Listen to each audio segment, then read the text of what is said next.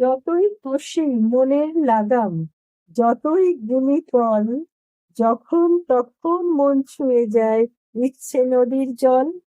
সেই জলেতে মারণ কালেও ঢেউ ওঠে আর পরে, আকাশ কুসুম এখনো মন ভাঙতে গিয়েও করে।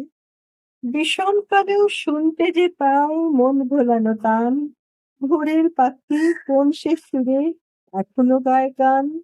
নিকষ কালো আকাশ এ যে তারার হদিস নেই, দেখব কবে আলোর আভাস, আশায় বসে সেই।